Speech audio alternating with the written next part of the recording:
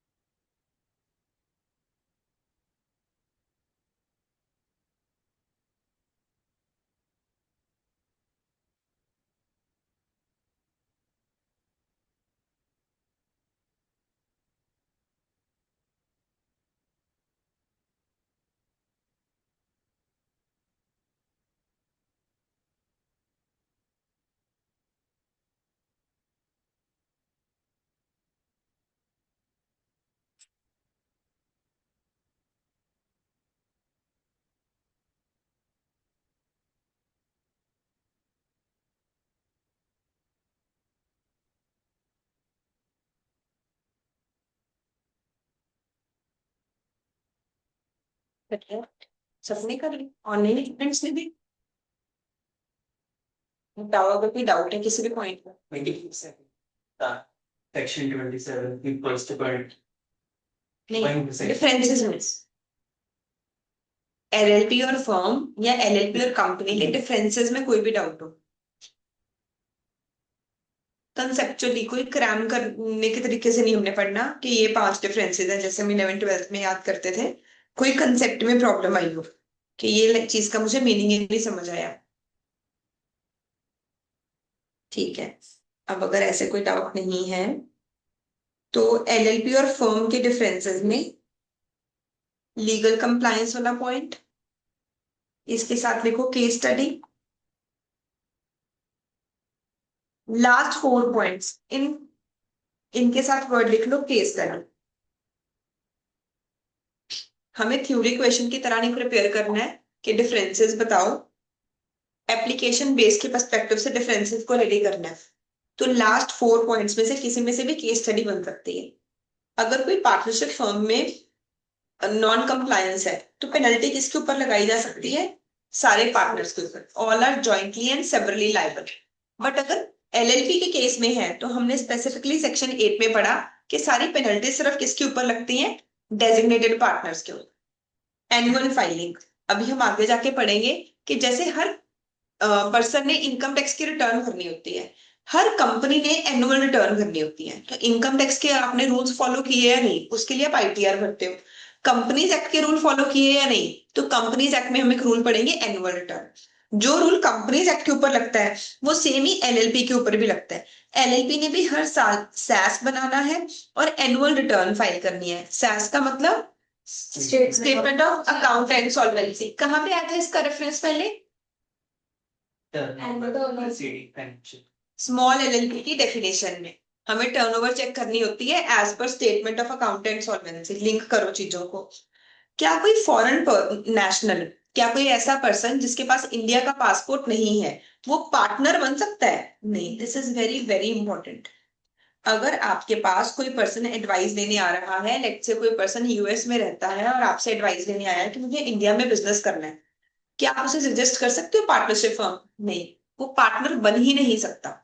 But कोई foreign national LLP में partner बन सकता है। पार्टनरशिप एक्ट में हम पढ़ते हैं कि अगर बाकी सारे पार्टनर्स कंसेंट दे दें तो माइनर को बेनिफिशियरी पार्टनर बनाया जा सकता है, बट एलएलपी के केस में माइनर को बेनिफिशियरी पार्टनर भी नहीं बनाया जा सकता। तो ये चारों बहुत इंपॉर्टेंट डिफरेंसेस हैं केस स्टडी और application based questions.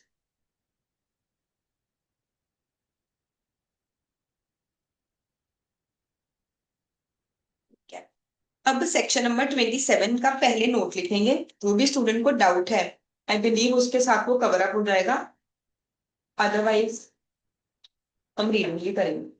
Section number 27,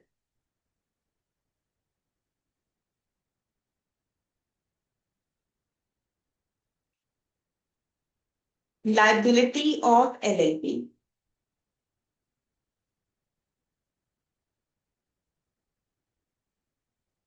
for acts of partners.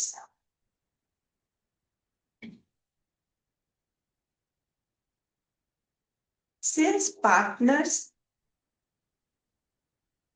are agents,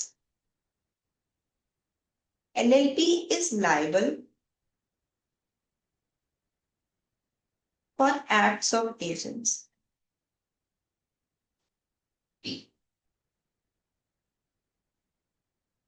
क्योंकि जो पार्टनर्स है वो एलएलपी के एजेंट है।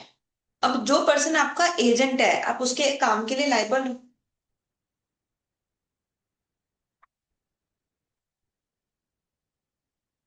वेदर ऑथराइज्ड एक्ट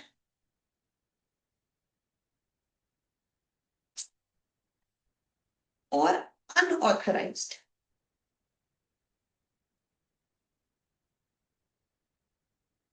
चाहे आपका एजेंट ऑथराइज्ड काम कर रहा है चाहे अनऑथराइज्ड काम कर रहा है, आप उसके लिए लाइबल। तो चाहे गीतांजलि ने कोई काम विद इन हर अथॉरिटी किया है, चाहे उसने अपनी अथॉरिटी के बियॉन्ड जाके कोई काम किया, मैं गीतांजलि के एक्ट्स के लिए लाइबल हूं। वैसे ही एलएलपी भी पार्टनर के एक्ट्स के लिए लाइबल, एक्सेप्ट व्हेन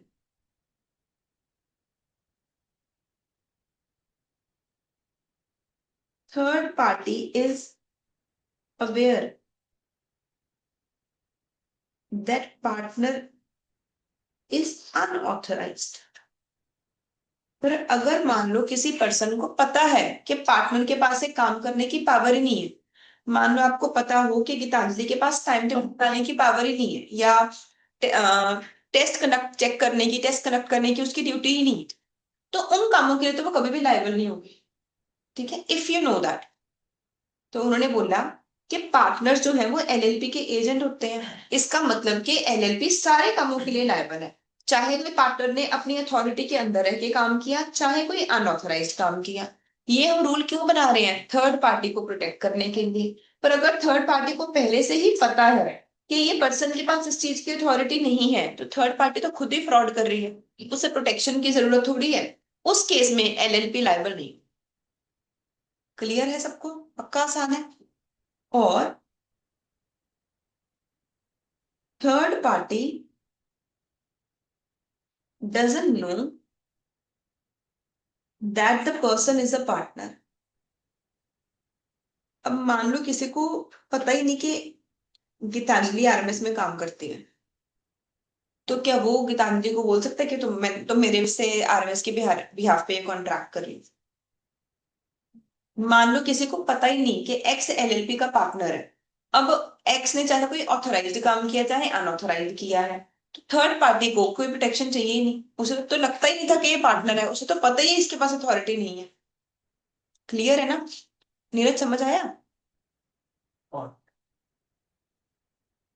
वो बस third party doesn't know that the person is a partner. Let's say Neeraj मेरा साइलेंट पार्टनर है, आरएमएस एक एलएलपी है एंड नीरज हमारा एक साइलेंट पार्टनर है, इसने पैसे इन्वेस्ट किए हुए, पर आप में से किसी को पता ही नहीं है वो पार्टनर है। अब एक पर्सन आया मिस्टर एक्स और उसने नीरज के साथ आरएमएस के बिहाफ पे कोई कॉन्ट्रैक्ट कर लिया। अब मैंने कहा कि नहीं, नीरज के पास तो इसकी अथॉरिटी नहीं है। कहता मुझे कैसे पता होगा? मैंने कहा कि आपको पता था नीरज हमारा पार्टनर है? कहता नहीं, मुझे नहीं पता था नीरज आपका पार्टनर है, मुझे तो लगता था आपका स्टूडेंट है, पर उसके पास ही अथॉरिटी होगी। तो क्या मैं ऐसे किसी नीरज के एक्ट के लिए आरएमएस एलएलपी लायबल हो सकती है? तो अगर थर्ड पार्टी को यही नहीं पता कि पर्सन आपका पार्टनर है, तो फिर तुम उससे कॉन्ट्रैक्ट ही क्यों कर रहे हो? समझ आई है? दो केस, देखो पहला मेन रूल कि एलएलपी प्रिंसिपल है और जो उसके पार्टनर है वो उसके एजेंट है। अब पार्टनर जो भी काम करेगा प्रिंसिपल उसके लिए लायबल है। चाहे जो पार्टनर है उसने ऑथराइज्ड काम किया चाहे अनऑथराइज्ड काम किया, एलएलपी हमेशा ही लायबल है। उसके बाद कहते हैं पर मान लो थर्ड पार्टी को पता है कि अनऑथराइज्ड काम है, तो उस केस में तो थर्ड पार्टी उसके साथ मिलकर फ्रॉड कर रही है। इस केस में हम थर्ड पार्टी को लायबल नहीं होंगे, ये कॉन्ट्रैक्ट्स के लिए एलएलपी लायबल नहीं होगी। ये तो बन गई पहली एक्सेप्शन। दूसरी एक्सेप्शन, अगर किसी पर्सन को पता ही नहीं कि एक स्पेसिफिक पर्सन हमारा पार्टनर है या नहीं है, तो उससे कॉन्ट्रैक्ट ही नहीं करना चाहिए ना। तो कहते हैं इस केस में भी आपको प्रोटेक्शन नहीं चाहिए, इस केस में भी ऐसे पार्टनर के कंडक्ट के लिए हम लायबल नहीं।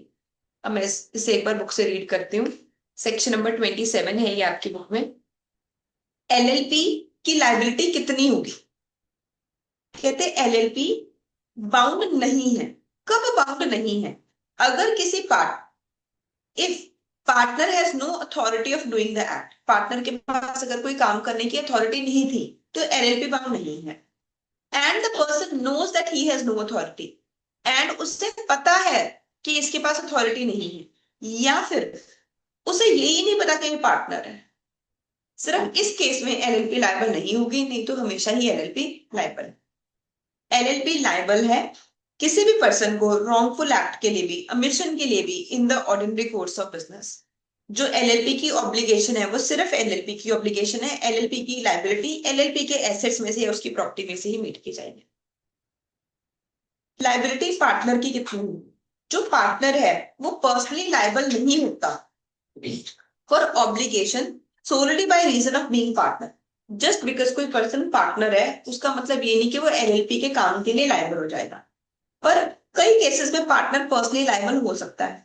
अगर किसी पार्टनर ने कोई गलत काम किया या कोई अमिशन की, but not for wrongful act और अमिशन ऑफ अदर पार्टनर, तो उस काम के लिए वो पर्सनली भी लायबल होगा। व्हाट आई मीन टू से इज, हम लोग, मैं, साहिल सर, मानस सर, हम तीनों लोग एक एलएलपी के पार्टनर्स। साहिल सर ने कोई अनऑथराइज्ड काम किया, तो पहला क्वेश्चन है क्या एलएलपी थर्ड पार्टी को लायबल है? यस। अगर कोई पार्टनर अनऑथराइज्ड काम करता है एलएलपी तो फिर भी लायबल। पार्टनर तो हमारा एजेंट ही है ना। तो पहला क्वेश्चन क्या था, एक पार्टनर ने अनऑथराइज्ड काम किया, क्या एलएलपी उसके काम के लिए लायबल है? यस। क्या साहिल सर उसके लिए लायबल है? यस, क्योंकि उन्होंने अनऑथराइज्ड काम किया है, वो भी पर्सनली लायबल है। क्या मैं उसके लिए लायबल हूं? नहीं। अगर कोई भी पार्टनर अनऑथराइज्ड काम करता है वो पार्टनर खुद भी लायबल है और एलएलपी भी लायबल, राइट? तो जो अभी हमने पॉइंट लिखा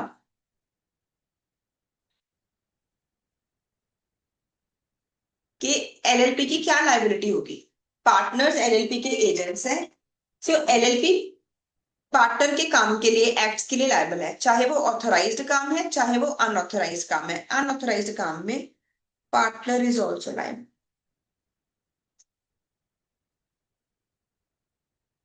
सिर्फ अनऑथराइज्ड काम में पार्टनर की पर्सनल लायबिलिटी भी बनती है और एलएलपी की लायबिलिटी भी बनती है। कई बार एलएलपी की लायबिलिटी नहीं बनती, तो ये दो पॉइंट्स है। हम इसमें तो कि LLP is not bound by an act for partner if such partner has no authority of doing such act. तो मतलब अनऑथराइज्ड है एंड, पर इसके साथ तभी मैंने एंड लिखवाया था कल। मतलब दोनों जब कंडीशन एंड जब वो थर्ड पर्सन को ये पता हो कि इसके पास अथॉरिटी नहीं, तो liabilities. तभी मैंने ये कल ही लिखवाया था साथ में पॉइंट एंड। क्लियर है भाई? पक्का? Very good. चलो नेक्स्ट टॉपिक है holding out part. Holding out partner क्या होता है? वैसे तो आप लोगों ने ये सीए फाउंडेशन में पार्टनरशिप एक्ट में भी पढ़ा हो, बट हम वही एग्जाम्पल रिपीट करते हैं, उसे अच्छे से समझते हैं। इसमें दो तीन अलग अलग तरह की केस स्टडीज बनती है, पहले सिर्फ समझो बाद में इसका चार्ट बनाना। होल्डिंग आउट पार्टनर कौन होता है?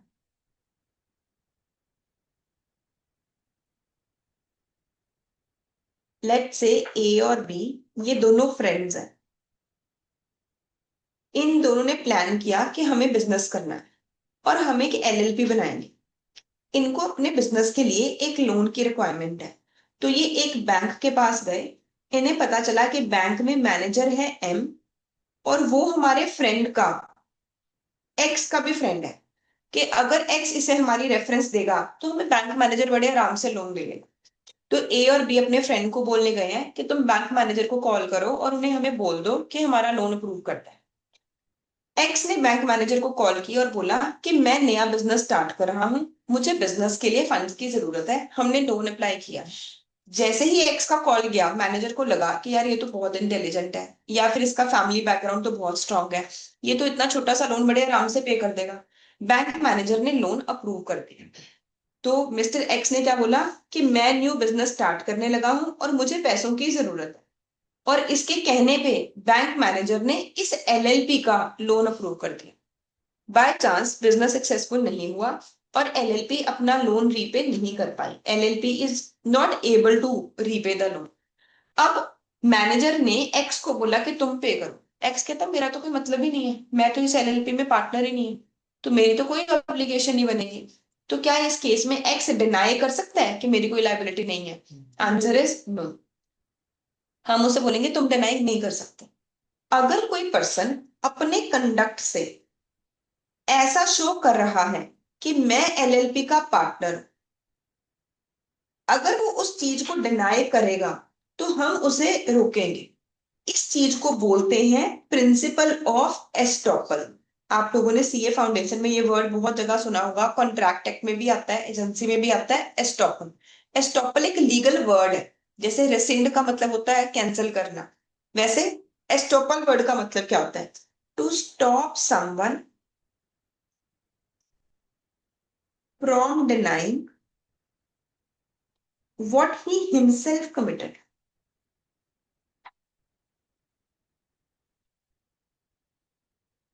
जो काम किसी पर्सन ने खुद कमिट किया है।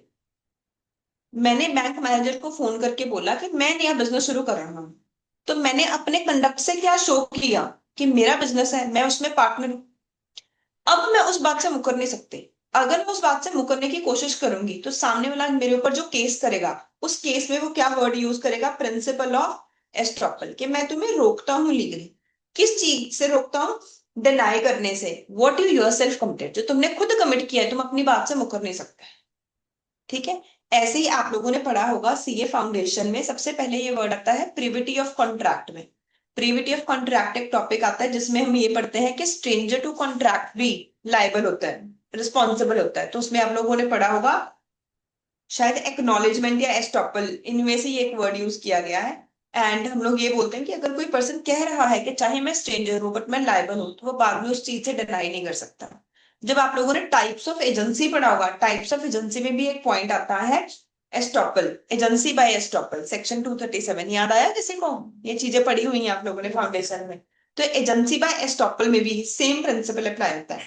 पार्टनरशिप एक्ट में आप लोग रूल पढ़ते हो, फर्स्ट चैप्टर में लास्ट टाइप ऑफ पार्टनर आता है होल्डिंग आउट पार्टनर। वहां पे भी सेम मीनिंग था और यहाँ पे भी बिल्कुल सेम मीनिंग।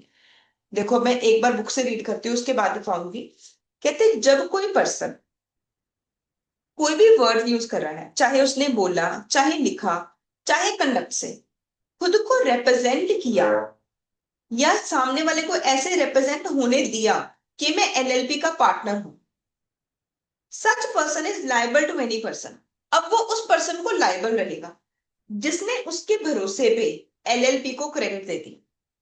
जब एक्स ने बैंक मैनेजर को फोन करके बोला कि मैं बिजनेस शुरू कर रहा हूं, तो उसके कंडक्ट से क्या पता चल रहा है कि ये मेरा बिजनेस है, मैं इस एलएलपी में पार्टनर हूं। उसके भरोसे पे बैंक मैनेजर ने लोन अप्रूव कर दिया। तो वैसे चाहे एक्स पार्टनर नहीं है, पर सिर्फ और सिर्फ इस कॉन्ट्रैक्ट के लिए हम उसे क्या मान के चलेंगे? पार्टनर मान के चलेंगे। वो पर्सन एलएलपी को, बैंक को लाइबल होगा, चाहे वो पार्टनर नहीं है। ऐसे पार्टनर को हम क्या बोलते हैं? Partner by holding out. I hope सबको समझ आई है स्टोरी, याद है ना, क्लियर है ना? कहते हैं whether or not the person representing himself to be partner know that such representation led to the person giving LLP the credit. कहते हैं चाहे उसे पता है चाहे नहीं पता कि मेरी वजह से बैंक उस LLP को लोन मिला है, उसने तो वैसे ही बोल दिया मैंने यहाँ बिजनेस शुरू करने वाला हूँ, जैसे हम फ्रेंड्स से बात करते हुए बोल देते हैं कि मेरे फ्रेंड्स ने बिजनेस शुरू किया या मैंने किया है, एक ही बात है। उसने वैसे ही बोल दिया, उसे पता ही नहीं था कि इसका इम्पैक्ट ये हो सकता है कि मेरी वजह से LLP को क्रेडिट मिलेगा। कहते तुम्हें ये पता है चाहे नहीं पता, हम तुम्हें क्या मान के चलेंगे, पार्टनर मान के चलेंगे। अब इसका मतलब ये नहीं है कि LLP पैसे दे ही ना। ए और बी कहते हैं कि ए और बी को लीगल नॉलेज बहुत ज्यादा है, उनको पता है कि एक्स को तो पैसे देने ही पड़ेंगे, तो ए और बी कहते हैं हम तो पैसे देंगे ही, हमारी LLP तो पैसे देगी नहीं। LLP को प्रॉफिट हो रहा है, क्या बैंक मैनेजर LLP से लोन रिकवर कर सकता है? Yes. प्राइमरी रिस्पॉन्सिबिलिटी तो LLP की ही है। अगर LLP पैसे ना दे पाए तो बैंक के पास एक और तरीका है, बैंक अपना लॉस किससे रिकवर कर सकता है? होल्डिंग आउट पार्टनर पे, जिसके भरोसे उसने उसको लोन दिया। तो कहते हैं LLP इस लाइबिलिटी से एस्केप नहीं कर सकती, जो LLP को क्रेडिट रिसीव हुआ है वो उसके लिए लाइबल रहे। आई होप सब कुछ क्लियर है। इसकी मैं केस स्टडी भी अभी दिखाती हूँ। okay. इसका एक और पॉइंट सुनो पहले। बच्चन मान लो चंडीगढ़ में एक कैफे है निक बेकर्स, ठीक है, ये शुरू किया था मिस्टर निखिल मित्तल। ये बहुत रिच पर्सन है, जो भी चंडीगढ़ की बिजनेस क्लास है सब लोग जानते हैं इसे, बहुत एलीट फैमिली से बिलोंग करता है। एंड अब इसने अपना ब्रांड सेल कर दिया। अब ये ब्रांड ए और बी, ये दोनों लोग मिलके निक बेकर्स चला रहे हैं। अब ए और बी बैंक से लोन लेने गए। बैंक मैनेजर ने कहा अच्छा निक बेकर्स ने लोन मांगा है, वो निखिल मित्तल तो मुझे जानता ही है, ये तो इसका तो बिजनेस बहुत सक्सेसफुल है, इसका इसके लिए तो 1-2 करोड़ की कोई बात ही नहीं। बैंक मैनेजर ने इसका 2 करोड़ का loan approve.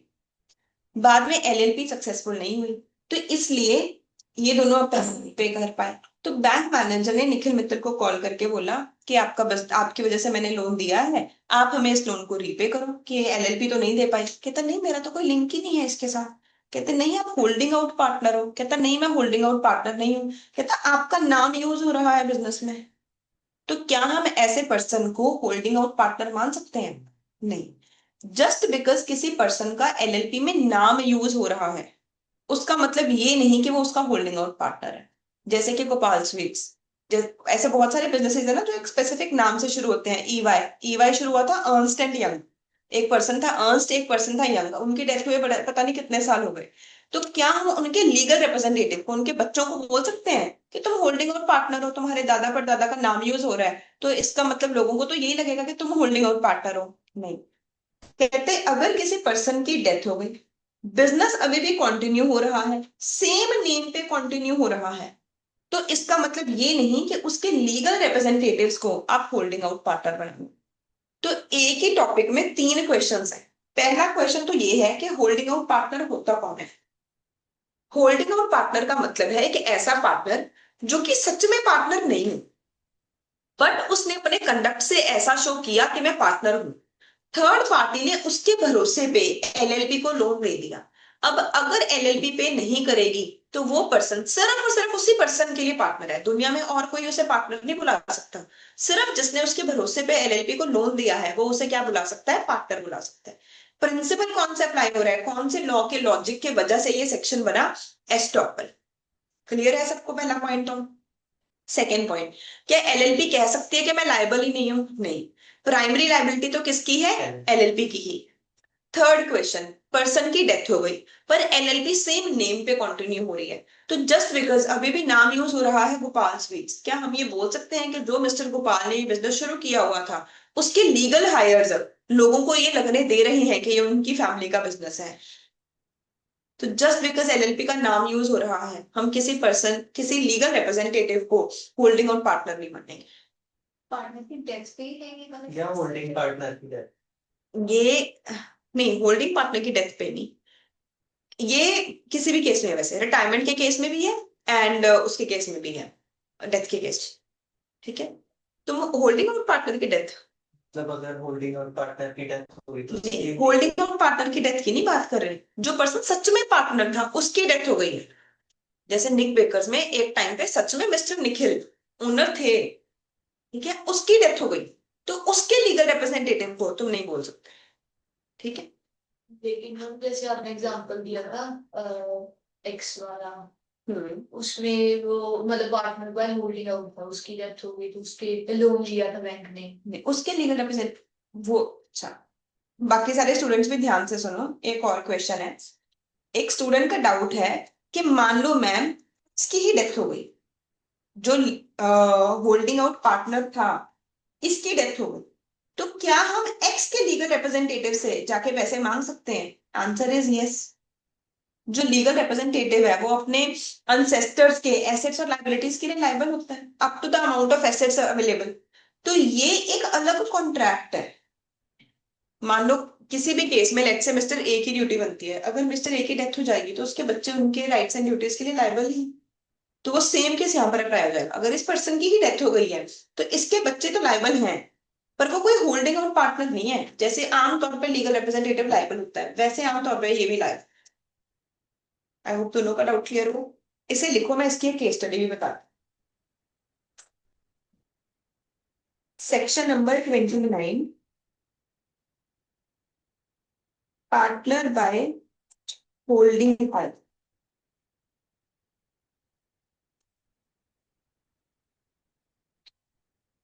Principal of estoppel. To stop someone from denying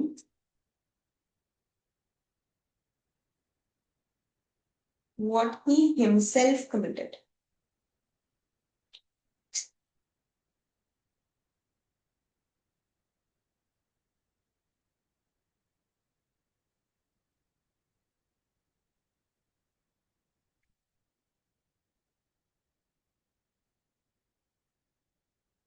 अगर कोई चाहे तो लिख सकता है, अगर आपको अच्छे से पता है पहले से ये प्रिंसिपल तो एग्जाम्पल मत लिखो। ए और बी बिजनेस स्टार्ट कर रहे हैं, उनका एक फ्रेंड है एक्स, उन्होंने बैंक मैनेजर ने से बोला कि आई एम स्टार्टिंग बिजनेस, और उसका लोन अप्रूव हो गया। तो इस केस में हमने एक्स को होल्डिंग आउट पार्टनर बना दिया। जिन लोगों को पहले से एग्जाम्पल नहीं पता था या एस्टॉपल का मतलब इतने अच्छे से नहीं क्लियर था, वो रेफरेंस के लिए नोट डाउन कर लो।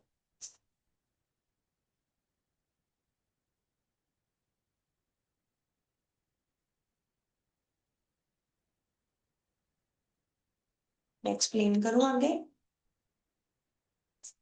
अब इसके 3 रूल्स। पहला rule, a person is not a partner but he represented himself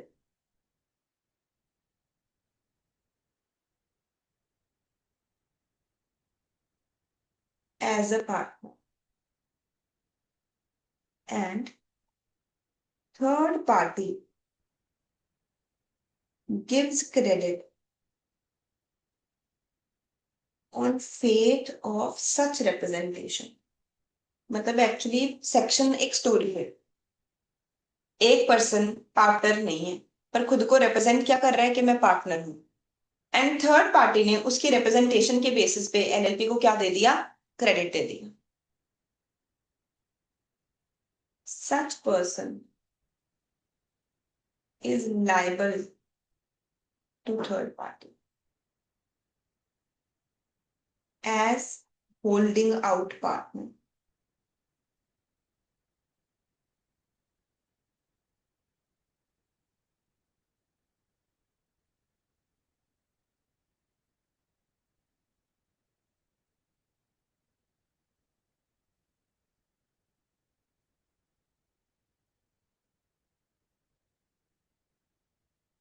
second, primary duty किसकी है? एलएलपी की। Very good. पहली ड्यूटी तो एलएलपी की ही है।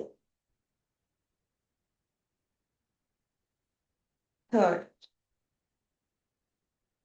on death of partner,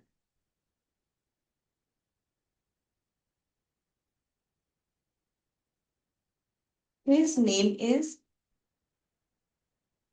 continued to be used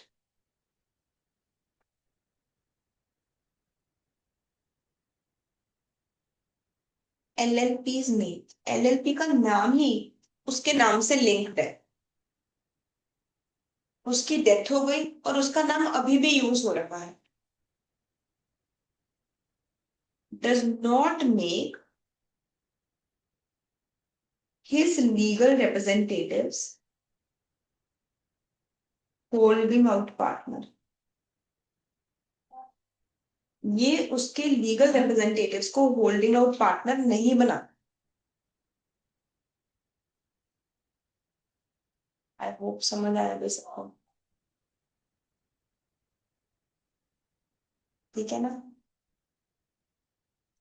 अब देखो, मिस्टर एक्स की रिटायरमेंट हो गई है. एक थर्ड पार्टी ने कॉन्ट्रैक्ट किया एलएलपी के साथ,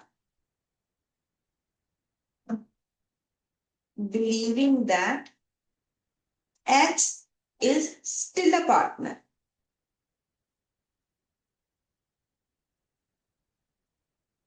Is X liable? आप बताओ.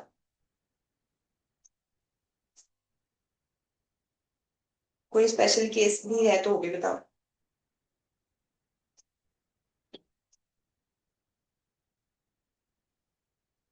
Very good. एक्स कब तक लायबल रहता है? जब तक वो नोटिस नहीं देता. या तो थर्ड पार्टी को पता हो या फिर वो नोटिस दे दे. हमने कल ही पढ़ा था सेक्शन 24 में, सेसेशन ऑफ पार्टनरशिप. चाहे तुम छोड़ के चले गए हो, still you continue to be liable जब तक कि तुम नोटिस नहीं देते. तो मतलब कि उस ड्यूरेशन में भी हम उसे क्या बना रहे हैं? Holding out partner. वो पर्सन पार्टनर तो नहीं है, पर वो अपने सारे कंडक्ट से दुनिया को क्या लगने दे रहा है कि मैं क्या हूं? पार्टनर. तो वो थर्ड पार्टी को लायबल रहता है. वहां पे हमने वर्ड ये यूज नहीं किया, बट वहां पे भी आंसर सेम क्या निकल रहा है? Holding out partner. तो अनटिल नोटिस इज गिवन. एक और केस था कि जब तक वो नोटिस नहीं देता, या फिर सेक्शन 24 में क्या था सेसेशन ऑफ पार्टनरशिप में? दो केसेस थे. वो कब तक कौन कौन से केस में लायबल रहता है? जब तक उसने नोटिस नहीं दिया, एंड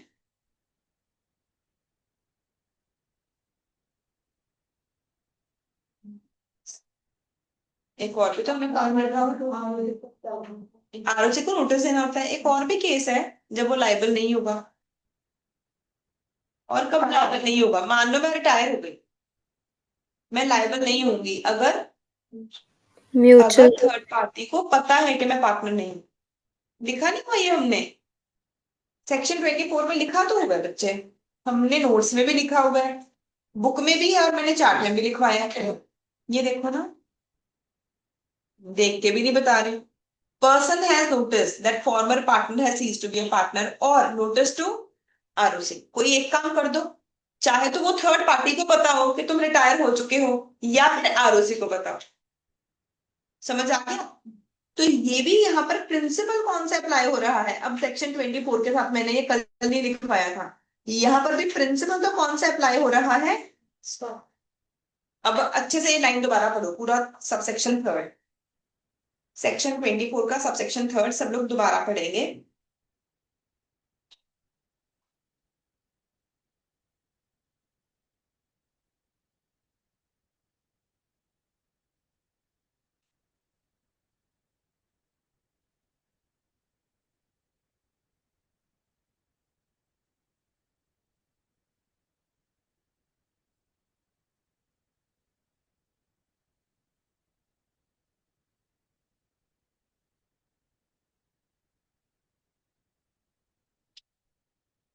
तुम्हें भी लग रहा है कि प्रिंसिपल ऑफ एस्टॉपल है?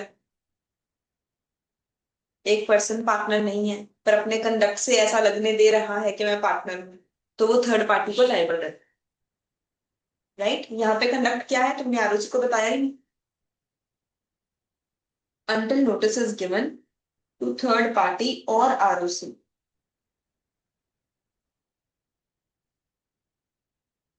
he is liable under section 24। तो एक स्टूडेंट ने मेरे से डाउट पूछा था कि मैम जो सेक्शन 29 में रूल है उसमें तो सिर्फ डेथ वर्ड लिखा हुआ है, तो क्या ये रूल सिर्फ डेथ में लगेगा?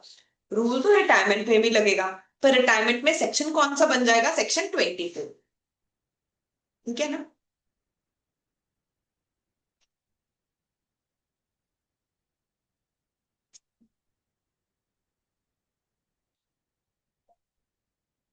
To third party or ROC, he is liable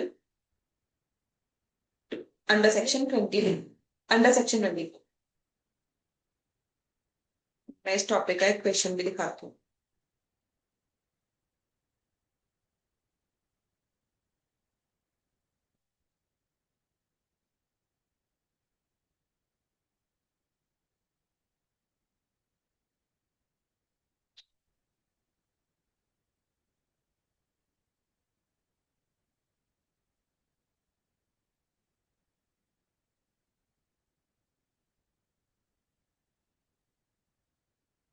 हाँ, ये फर्स्ट क्वेश्चन का आंसर देंगे प्लीज सब लोग।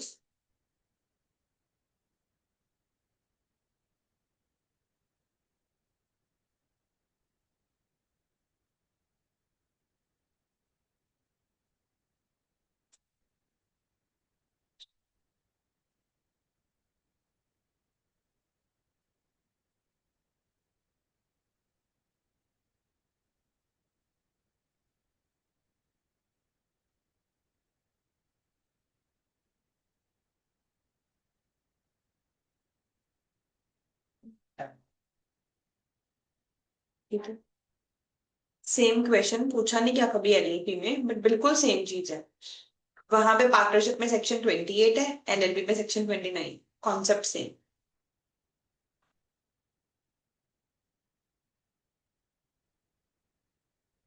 समझ आया ना? पक्का?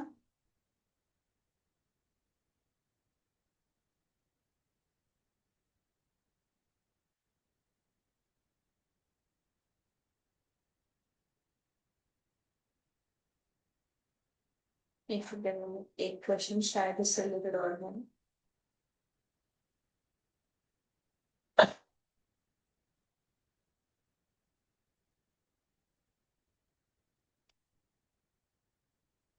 चलो, दूसरा नहीं, लिंक नहीं बन रहा, बट ये बिल्कुल सेम क्वेश्चन फाउंडेशन में ही रिपीट हुआ एक बार, बिल्कुल सेम स्टोरी, बस थोड़े बहुत फैक्ट्स बदल दिए।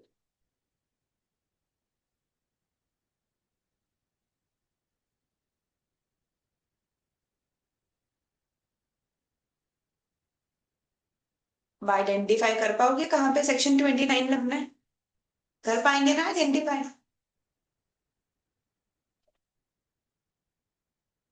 रिविजन भी करते हैं, तुम्हें याद ही नहीं था।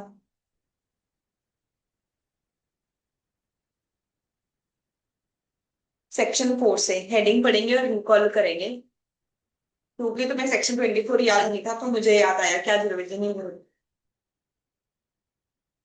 सेक्शन 4 क्या कहता है? पार्टनरशिप एक्ट एलएलपी पे नहीं लगेगा, एक्सेप्ट जहां पे हमने स्पेसिफाई किया हो, जहां पे स्पेसिफाई किया सिर्फ वहीं पे पार्टनरशिप एक्ट है। सेक्शन 5 हमें बताता है eligibility to become a partner. LLP में पार्टनर कौन कौन बन सकता है? इंडिविजुअल भी बन सकता है। चार्ट ही दिमाग में ओपन करो, जो इमेज हमने बनाई हुई है, दिमाग को इमेजेस ज्यादा इजीली याद रहती है। तो पार्टनर कौन बन सकता है? इंडिविजुअल भी बन सकता है, बॉडी कॉर्पोरेट। बॉडी कॉर्पोरेट क्या होता है? 21D में पढ़ा हुआ है, एचयूएफ बॉडी कॉर्पोरेट नहीं होता। इंडिविजुअल में कौन कौन नहीं बन सकता? अगर कोई पर्सन अनसाउंड माइंड का डिक्लेयर हो चुका है, अनडिस्चार्ज्ड इंसॉल्वेंट है, उसने एप्लीकेशन दी हुई है इंसॉल्वेंसी की और अभी तक वो एप्लीकेशन पेंडिंग है। सेक्शन नंबर 6, कम से कम कितने पार्टनर्स होने चाहिए? 2 पार्टनर्स होने चाहिए। अगर किसी भी टाइम पे 2 से कम पार्टनर्स रह जाते हैं तो बफर टाइम कितना मिलता है हमें? 6 मंथ। 6 मंथ्स के बाद में जो भी आपने कॉन्ट्रैक्ट्स किए होंगे उसमें आपकी लाइबिलिटी पर्सनल लाइबिलिटी होगी। सेक्शन नंबर 7 सारा कुछ बताया हुआ है डेजिग्नेटेड पार्टनर के बारे में। पहले सेक्शन 8 ने हमें यह बताया कि डेजिग्नेटेड पार्टनर बनाया ही क्यों जाता है। तो सारे लीगल कंप्लायंस करने के लिए कौन रिस्पॉन्सिबल है? Designated partner. अगर कोई भी पेनल्टीज लिखी हुई है वो पेनल्टी सिर्फ किसके ऊपर लगती है? Designated partner. क्या पार्टनरशिप एक्ट में भी डेजिग्नेटेड पार्टनर के ऊपर लगती हैं, वर्किंग पार्टनर के ऊपर लगती हैं? ऑल पार्ट नहीं, पार्टनरशिप एक्ट में तो सारे पार्टनर्स के ऊपर लगती हैं, पर एलएलपी में सिर्फ डेजिग्नेटेड पार्टनर के ऊपर लगती हैं। उसके बाद हमने पढ़ा कि डेजिग्नेटेड पार्टनर कितने चाहिए, रिक्वायरमेंट क्या है? 2 डेजिग्नेटेड पार्टनर चाहिए। उन 2 में से कोई एक पर्सन क्या होना चाहिए? इंडिया का रेजिडेंट होना चाहिए। रेजिडेंट का मतलब क्या है कि वो पिछले साल इंडिया में कम से कम कितने दिन रहा हो? 120 डेज। एलिजिबल कौन है, कौन कौन बन सकता है? क्या कोई कंपनी या बॉडी कॉर्पोरेट भी बन सकती है? नहीं, सिर्फ इंडिविजुअल बन सकता है या बॉडी कॉर्पोरेट का नॉमिनी बन सकता है। प्रोसीजर क्या है, डेजिग्नेटेड पार्टनर कैसे बनता है? तो सेक्शन 11 में जब हम इनकॉर्पोरेशन डॉक्यूमेंट बनाते हैं हम उसमें स्पेसिफाई करते हैं कि हमारा पहला डेजिग्नेटेड पार्टनर कौन हो। उसके बाद अगर किसी ने भी डेजिग्नेटेड पार्टनर बनना है तो एलएलपी एग्रीमेंट के प्रोसीजर को वो फॉलो करता है। बट अगर किसी भी एलएलपी ने इस सेक्शन की रिक्वायरमेंट पूरी नहीं की, डेजिग्नेटेड पार्टनर नहीं है, तो फिर क्या होगा? All partner. वेरी गुड, सारे पार्टनर्स ही क्या बन जाएंगे? Designated partners. मैं ऑलरेडी एक कंपनी में डायरेक्टर हूँ, मेरे पास डिन नंबर है। अब मैं एक नया बिजनेस करने के लिए एक एलएलपी बना रही हूँ, क्या मुझे डीपी में अप्लाई करने की जरूरत है? अगर आपके पास डिन नंबर है उसे ही इंटरचेंजेबली डीपिन की जगह पे भी यूज किया जा सकता है। एलएलपी बनती कैसे है? अगर क्वेश्चन आए एलएलपी कैसे बनती है, हम 3 सेक्शंस लिखेंगे, section number 11, section number 12 and section number 15। Section number 15 हमें बताता है कि एलएलपी के नाम के ऊपर क्या रूल्स हैं। सेक्शन 11 बताता है कि हमें एक डॉक्यूमेंट्स कौन कौन से फाइल करने हैं, और सेक्शन नंबर 12 में हमें सीओआई मिल जाता है। सबसे पहले सेक्शन नंबर 15 नेम के बारे में। जो आपका नाम है, एक हमने उसमें पढ़ा कि उसके पीछे सफिक्स क्या लगेगा और एक उसकी रिक्वायरमेंट्स हैं। सबसे पहले सफिक्स क्या लगेगा? आप एक्रोनियम भी लगा सकते हो, एलएलपी फुल फॉर्म भी लिख सकते हो, लिमिटेड लायबिलिटी पार्टनरशिप। उसके अलावा रिक्वायरमेंट्स क्या क्या है? आपका नाम अनडिजायरेबल नहीं होना चाहिए in opinion of central government. And undesirable के बाद सेकंड पॉइंट क्या था? आइडेंटिकल या फिर रिजेंबल भी नहीं करता होना चाहिए। किस किस के साथ रिजेंबल ना करता हो? किसी भी कंपनी के साथ, एलएलपी के साथ या ट्रेडमार्क के साथ। किसी पार्टनरशिप फर्म के साथ मैच कर रहा है, सोसाइटी के साथ मैच कर रहा है, हमें कोई प्रॉब्लम। उसके बाद जब आपका नाम अप्रूव हो जाता है उसके बाद हम सेक्शन 11 में एक इनकॉर्पोरेशन डॉक्यूमेंट फाइल करते हैं। इनकॉर्पोरेशन डॉक्यूमेंट के साथ एक अटैचमेंट लगानी होती है, डिक्लेरेशन लगानी होती है, और कुछ उसमें कंटेंट्स इंफॉर्मेशन आपको देनी होती है। कंटेंट्स में हमें क्या कुछ बताना होता है? एनआरओ, नाम, registered office and objective, and उसके बाद पार्टनर्स का और डेजिग्नेटेड पार्टनर्स का नेम और एड्रेस, और जो भी वो इन्फॉर्मेशन हमसे मांगेंगे। ये जो डिक्लेरेशन है, डिक्लेरेशन में क्या लिखना होता है कि हमने इस एक्ट की सारी रिक्वायरमेंट्स को पूरा कर दिया है। इस डिक्लेरेशन को साइन कौन कौन करता है? भी मैंने चेक कर लिया, सारी रिक्वायरमेंट्स पूरी हो गई। कोई भी एक सब्सक्राइबर और कोई भी एक प्रोफेशनल। प्रोफेशनल में सीए, सीएस, सीएम में है, ओके, सारे लोग ऑथराइज्ड हैं, इनमें से कोई भी साइन कर सकता है। उसके बाद स्टेट में आप लोग अपना रजिस्टर्ड ऑफिस प्रपोज कर रहे हो, उस स्टेट के आरओसी को हम ये डॉक्यूमेंट फाइल करेंगे। 14 डेज के अंदर अंदर इट इज कंपल्सरी कि अगर मेरी सारी रिक्वायरमेंट्स पूरी हो रही हैं तो सेक्शन 12 में मुझे सीओआई मिल जाएगा। ये जो सीओआई है इसे कोई क्वेश्चन नहीं कर सकता। जो सीओआई है वो कंक्लूसिव एविडेंस है कि एलएलपी क्रिएट हो गई। एलएलपी क्रिएट हो गई, इसका मतलब क्या है, इसका लीगल इफेक्ट क्या है? तो सेक्शन नंबर 14 ने बताया कि अगर एलएलपी बन गई तो इसका मतलब है कि एक आर्टिफिशियल लीगल पर्सन एग्जिस्टेंस में आ गया है। ये आर्टिफिशियल लीगल पर्सन अब कॉन्ट्रैक्ट कर सकता है, इसकी परपेचुअल सक्सेशन होगी, ये इमूवेबल प्रॉपर्टी भी एक्वायर कर सकता है, अगर ये चाहे तो ये कॉमन सील भी ऑप्ट कर सकता है। सेक्शन 13, अगर हमने एलएलपी का जो भी रजिस्टर्ड ऑफिस है सारे डॉक्यूमेंट्स वहां पर भेजे जाएंगे, किसी भी फॉर्म में भेजे जा सकते हैं। अगर एलएलपी ऑफिस का रजिस्टर्ड ऑफिस चेंज करोगे तो आरओसी को हमें इन्फॉर्म करना। देन 2 सेक्शंस आए नाम के बारे में। सेक्शन 16 नेम की रिजर्वेशन कितनी देर तक होती है, और सेक्शन नंबर 17 नेम की रेक्टिफिकेशन। तो सेक्शन 16 नेम की रिजर्वेशन। सबसे पहले रिजर्वेशन, चाहे मैंने नई एलएलपी बनानी है तब भी रिजर्वेशन के लिए सेक्शन 16 लगेगा। मेरी एलएलपी तो पुरानी है, मैंने पुरानी एलएलपी का नाम चेंज करना है, उस टाइम पे भी नाम की रिजर्वेशन के लिए कौन सा सेक्शन लगेगा? सेक्शन 16। नाम जब मेरा अप्रूव हो गया, नाम कौन सा अप्रूव होगा वो तो वही रूल है सेक्शन 15 वाले। मैक्सिमम कितनी देर तक के लिए वो अप्रूव रहेगा? 3 months from the date of intimation. पर कंपनी के केस में नाम कितनी देर तक के लिए रहता है? 20, and it can be extended up to 60 days। उसके बाद सेक्शन नंबर 17, क्या गवर्नमेंट मुझे ऑर्डर कर सकती है अपनी मर्जी से कि नाम चेंज करो? नहीं। गवर्नमेंट कंपनी को अपनी मर्जी से बोल सकती है कि पहले हमसे गलती हो गई, ये नाम तो हमें अलाउड ही नहीं है।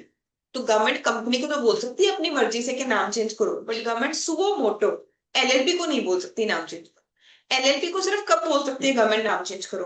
अगर कोई पर्सन कंप्लेन करे कि जो नाम है वो आइडेंटिकल है हमारी कंपनी के साथ, हमारी एलएलपी के साथ या हमारे रजिस्टर्ड ट्रेडमार्क के साथ, तो जब भी गवर्नमेंट हमें बोलेगी हमें उसके 3 मंथ्स के अंदर अंदर नेम चेंज करना होगा। 3 मंथ्स के अंदर नेम चेंज करके हमें 15 डेज के अंदर अंदर आरओसी को बताना होगा। फिर जब भी आरओसी को पता चलेगा उसके 30 डेज के अंदर अंदर आरओसी हमें एक नया सीओआई इशू करेगा।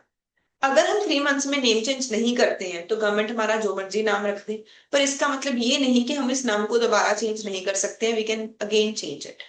अब जिस भी पर्सन को कंप्लेन है कि मेरा नाम उनके कंपनी के नेम के साथ मैच करता है, वो कितनी देर के अंदर अंदर कंप्लेन रेज कर सकते हैं, एप्लीकेशन दे सकते हैं गवर्नमेंट को? 3 years from incorporation of LLP. वो जब एलएलपी बनी थी उसके 3 साल के अंदर अंदर दे सकते हैं। नेक्स्ट सेक्शन नंबर 22, पार्टनर बनने के लिए कौन कौन एलिजिबल है? तो सेम डेजिग्नेटेड पार्टनर वाला रूल है। जब इनकॉर्पोरेशन डॉक्यूमेंट में जिनका नाम बताया था वो तो पार्टनर है ही, उसके अलावा एलएलपी अग्रीमेंट को फॉलो करके कोई भी डेजिग्नेटेड पार्टनर बनता है। मैं भूल ही गई यार बनाना एलएलपी अग्रीमेंट। अब क्या होगा? फर्स्ट शेड्यूल बताया था। Very nice. Section number 23, partners के बीच का रिलेशनशिप कैसा होता है? तो दो ही वर्ड्स हैं, एक है प्री इनकॉर्पोरेशन कॉन्ट्रैक्ट्स और एक है एलएलपी एग्रीमेंट। पार्टनर्स के बीच का रिलेशनशिप, सारे राइट्स एंड ड्यूटीज हमें कहां से पता चलते हैं? LLP agreement. ये कोई फिक्स नहीं है, हम जब मर्जी चाहे इसे चेंज भी कर सकते हैं। हम इसे जब भी चेंज करेंगे हमें आरओसी को बताना है। अगर हमने नहीं भी बनाया तो फर्स्ट शेड्यूल अप्लाई हो जाए। उसके बाद प्री इनकॉर्पोरेशन कॉन्ट्रैक्ट्स क्या होते हैं? प्री इनकॉर्पोरेशन ऐसे कॉन्ट्रैक्ट्स हैं जो कि पार्टनर्स ने एलएलपी के बिहाफ पे किए हैं, एलएलपी बनने से पहले प्रपोज्ड एलएलपी के लिए कुछ कॉन्ट्रैक्ट्स किए हैं। क्या ये हमेशा एलएलपी के ऊपर एप्लीकेबल होते हैं? नहीं, इनको रेटिफाई करना पड़ता है। रेटिफिकेशन की 2 कंडीशंस हैं, एक तो रेटिफिकेशन राइटिंग में होनी चाहिए एंड उसमें सारे पार्टनर्स का अप्रूवल चाहिए, सिर्फ डेजिग्नेटेड पार्टनर्स नहीं, सारे पार्टनर्स का अप्रूवल चाहिए। सेक्शन 24, अगर कोई पर्सन पार्टनरशिप से रिलेशनशिप खत्म कर रहा है, सेसेशन हो रही है, तो उसके ऊपर क्या क्या रूल्स लगेंगे?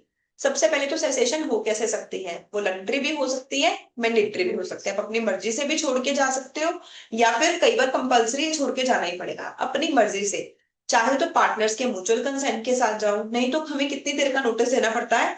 30 डेज का। एंड मैंडेटरी, कब आपको जाना ही पड़ेगा? अगर किसी पर्सन की डेथ हो गई, अगर एलएलपी डिसॉल्व हो गई। सेक्शन 5 ने रूल्स बताए थे कि एलएलपी का पार्टनर बनने के लिए क्या क्या मिनिमम रिक्वायरमेंट्स है। अगर आप उस रिक्वायरमेंट को पूरा नहीं कर रहे हो तो आपको छोड़ के जाना पड़ेगा। अब जो पर्सन छोड़ के चला गया, इसके राइट्स एंड ड्यूटीज क्या है? इसकी ड्यूटीज क्या है? ये थर्ड पार्टीज को अभी भी लायबल रहेगा। कब तक लायबल रहेगा? जब तक ये आरओसी को इन्फॉर्म नहीं कर देता तब तक ये थर्ड पार्टीज को लायबल रहेगा। या फिर अगर किसी थर्ड पार्टी को पता है कि ये छोड़ के चला गया है तो उस केस में ये लायबल नहीं है। नेक्स्ट, इसकी एक और लायबिलिटी है, जो भी इसने कॉन्ट्रैक्ट्स किए थे while being a partner, he will continue to be liable for the same. इसके राइट्स क्या क्या हैं जो पर्सन छोड़ के जा रहा है? ये अगर खुद एग्जिस्ट करता है तो ये खुद, अगर इसकी डेथ हो गई है तो इसके लीगल रिप्रेजेंटेटिव के पास राइट है कि वो एलएलपी से इसके कैपिटल की कंट्रीब्यूशन भी डिमांड कर सकते हैं एंड इसका प्रॉफिट में शेयर भी डिमांड कर सकते हैं। पर क्या वो बिजनेस में इंटरफेयर कर सकते हैं? नहीं, बिजनेस में इंटरफेयर नहीं कर सकते। नेक्स्ट है, अगर आपने एलएलपी के किसी भी इंपॉर्टेंट चीज में चेंज किया तो आरओसी को कैसे इन्फॉर्म करना है? पहले तो चेंज हो क्या क्या सकता है? चेंज हो सकता है कि किसी पार्टनर ने अपना नाम और एड्रेस चेंज कर लिया, या फिर एलएलपी में कोई नया पर्सन आ गया, एडमिशन हो गई किसी की, या फिर किसी की रिटायरमेंट हो गई। तो सबसे पहले अगर पार्टनर ने नाम और एड्रेस चेंज किया है वो एलएलपी को बताएंगे 15 डेज के अंदर अंदर। फिर एलएलपी आरओसी को बताएगी, चाहे नाम और एड्रेस चेंज हुआ था या फिर किसी की एडमिशन हुई थी या फिर रिटायरमेंट, वो आरओसी को बताएगी 30 डेज के अंदर। अगर किसी भी नए पार्टनर की एडमिशन हुई है या मैंने किसी को भी डेजिग्नेटेड पार्टनर बनाना है सेक्शन 7 में, तो उसके लिए हमें सबसे पहले उसका क्या चाहिए होता है? Prior written consent. Prior written consent है। अब एक पर्सन एलएलपी छोड़ के जा रहा है, वो रिटायरमेंट लेना चाहता है, बट उसे लगता है कि जो मेरी एलएलपी है वो आरओसी को इन्फॉर्म ही नहीं करेगी और थर्ड पार्टी को मैं तब तक लायबल रहूंगा जब तक कि मैं आरओसी को बताऊंगा नहीं। तो क्या इस केस में वो, उसके पास लीगल रेमेडी क्या है? क्या करे?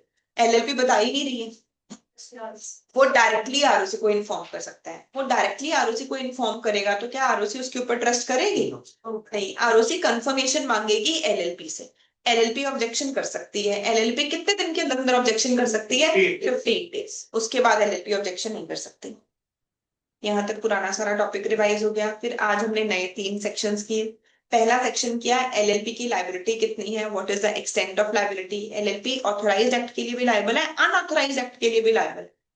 पर अगर थर्ड पार्टी को पता है ये अनऑथराइज्ड एक्ट है, या थर्ड पार्टी को ये पता ही नहीं कि वो पार्टनर है, इस केस में एलएलपी लायबल नहीं है, अदरवाइज एलएलपी लायबल। इस केस में एलएलपी तो लायबल है, पर अगर किसी पर्सन ने अनऑथराइज्ड काम किया है उसके लिए वो खुद भी liable. Section 29 unlimited liability, section 31 दोनों पहले आप लोग रीड करो फिर मैं एक्सप्लेन करती हूँ।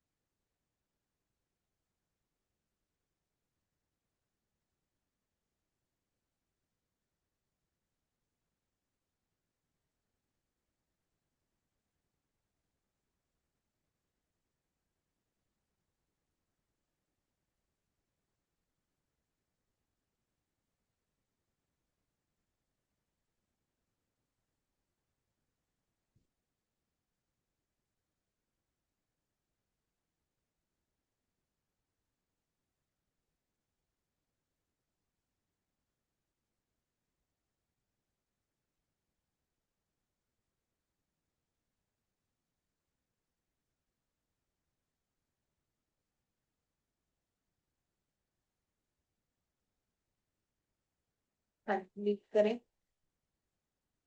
डिस्कस करें। पढ़ लिया सबने both sections 30 and 31? So unlimited liability in case of fraud. ये किसकी अनलिमिटेड लायबिलिटी की बात हो रही है? पार्टनर की। देखो एलएलपी तो ऑब्वियसली लायबल है ही है। एलएलपी तो एलएलपी के सारे काम के लिए लायबल ही है। लिमिटेड लायबिलिटी पार्टनरशिप, देखो हमने पहली क्लास में कंसेप्ट समझा था, वहां पे हमारा मतलब क्या था लिमिटेड लायबिलिटी से, कि पार्टनर की लायबिलिटी लिमिटेड है। ठीक है, मान लो किसी एलएलपी में एसेट्स हैं 10 करोड़ के, लायबिलिटी है 6 करोड़ की। क्या एलएलपी कह सकती है मैं इस लायबिलिटी के लिए लायबल नहीं हूं? नहीं। लायबिलिटीज है 12 करोड़ की, क्या एलएलपी कह सकती है कि नहीं हमें तो लॉस हो रहा है हम पैसे नहीं देंगे? नहीं। एलएलपी तो हमेशा ही अपने डेट्स के लिए लायबल है। क्वेश्चन ये है कि अगर पैसे कम पड़ गए, क्या हम पार्टनर से पैसे मांग सकते हैं? नहीं मांग सकते। आमतौर पे तो क्या होती है, लिमिटेड लायबिलिटी। बट अगर कोई भी तरह का फ्रॉड हो रहा है तो अनलिमिटेड लायबिलिटी हो जाएगी। किसकी अनलिमिटेड लायबिलिटी हो जाएगी? पार्टनर की। तो जब आपने केस स्टडीज में अप्लाई करना है, हम अभी इस चीज को समझेंगे भी, कुछ कुछ जगह एलएलपी वर्ड लिखा हुआ है पर एप्लीकेशन में एलएलपी वर्ड का सेंस ही नहीं है। एलएलपी तो अल्टीमेटली एक आर्टिफिशियल पर्सन है। उसकी अनलिमिटेड लायबिलिटी कैसे हो सकती है? अनलिमिटेड लायबिलिटी का मतलब क्या है कि जो उसके पार्टनर्स है अब वो अपने पर्सनल एसेट सेल करके पैसे देंगे। क्लियर है ना इतनी बात? कहते हैं unlimited liability in case of fraud. अगर कोई भी काम किया है किसी भी एलएलपी ने या उसके किसी भी पार्टनर ने और उसमें उनका इंटेंट है किसी क्रेडिटर के साथ फ्रॉड करना, तो जो एलएलपी की लायबिलिटी है और जो भी उसके रिस्पॉन्सिबल पार्टनर्स हैं उन सबकी लायबिलिटी क्या हो जाएगी? अनलिमिटेड हो जाएगी। रिस्पॉन्सिबल पार्टनर्स वर्ड लिखने से यहाँ पे मतलब बन गया म्यूचुअल एजेंसी। मान लो 10 पार्टनर्स हैं, फ्रॉड सिर्फ ए ने किया है, तो अनलिमिटेड लायबिलिटी सारे 10 पार्टनर्स की होगी कि सिर्फ एक ही होगी? सिर्फ एक। यही तो डिफरेंस है पार्टनरशिप फर्म में और एलएलपी में। पार्टनरशिप फर्म में सारे पार्टनर्स लायबल होते हैं, वहां पे all partners are agents of LLP partnership firm and each other. But यहाँ पर हम लोग क्या पढ़ते हैं? म्यूचुअल एजेंसी है। सारे पार्टनर्स एलएलपी के एजेंट तो हैं पर एक दूसरे के एजेंट नहीं है। तो आप हाईलाइट करोगे कि रिस्पॉन्सिबल पार्टनर्स लायबल हैं, म्यूचुअल एजेंसी लगनी है, बाकी के पार्टनर्स लायबल नहीं। तो जो भी पार्टनर विदाउट अथॉरिटी एक्ट कर रहा है उसकी लायबिलिटी अनलिमिटेड हो जाएगी। जो भी पर्सन इसका हिस्सा है, लेट से कुछ एम्प्लॉइज ने भी उस पार्टनर की हेल्प की लोगों के साथ फ्रॉड करने में, उसके ऊपर भी पेनल्टी लगाई जा सकती है 5,50,000 या इस अमाउंट की। अगर कोई भी एलएलपी या उसके पार्टनर्स या उसके एम्प्लॉइज ने कोई भी बिजनेस किया है फ्रॉडुलेंट तरीके से, तो वो लायबल है। जिस भी पर्सन को लॉस हुआ, डैमेजेस हुई, उसके लिए वो उसे कंपनसेट करेंगे। बट अगर जो फ्रॉड है उसमें एलएलपी इन्वॉल्व ही नहीं थी, एलएलपी उस केस में लायबल नहीं होगी। अगर कोई पर्सन पर्सनल कैपेसिटी में फ्रॉड कर रहा है, not as a partner of LLP और as a designated partner, but personal capacity में कोई फ्रॉड कर रहा है, तो कहते हैं उस केस में एलएलपी लायबल नहीं है। मैं लॉजिक समझाती हूँ। लेट से मैं कार खरीदने गई एंड उस कार में डुप्लीकेट इंजन है। अब दो चीजें हो सकती हैं। एक केस तो ये हो सकता है कि पीछे से कंपनी को पता है कि डिफेक्टिव इंजन है, बट वो सारे लोगों को डिफेक्टिव इंजन सेल कर रही है। एक केस हो सकता है कि कंपनी की तो कोई गलती नहीं थी, कंपनी ने तो बिल्कुल सब कुछ परफेक्टली बना के भेजा था, वहां पे जो शोरूम में एम्प्लॉइज हैं वो कोई गड़बड़ कर रहे हैं, वो ओरिजिनल इंजन निकाल देते हैं और बाद में डुप्लीकेट इंजन लगा देते हैं। तो अगर कंपनी भी या एलएलपी भी फ्रॉड में इन्वॉल्व है उस केस में तो एलएलपी भी लायबल है। बट अगर एलएलपी उस फ्रॉड में इन्वॉल्व ही नहीं, तो ये क्या है? एक अनऑथराइज्ड एक्ट है। तो इस केस में सिर्फ कौन लायबल होगा? वो स्पेसिफिक पार्टनर इन्वॉल्व हो। क्लियर है ना सबको? तो जो मैंने आपको सेक्शन लिखवाया था, सेक्शन नंबर 27, लायबिलिटी होती है एलएलपी की फॉर एक्ट्स ऑफ पार्टनर्स। इसके साथ एक और वर्ड लिखोगे,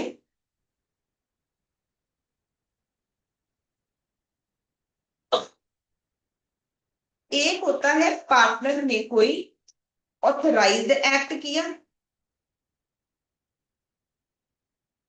एक है पार्टनर ने कोई अनऑथराइज्ड एक्ट किया, एक है पार्टनर ने कोई फ्रॉड किया।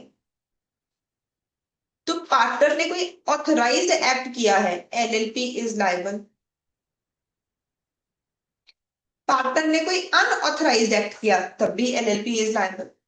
पार्टनर ने कोई फ्रॉड किया, एलएलपी इज नॉट लायबल। तो यहाँ पे थर्ड पार्टी को भी प्रोटेक्शन चाहिए और एलएलपी को भी प्रोटेक्शन चाहिए।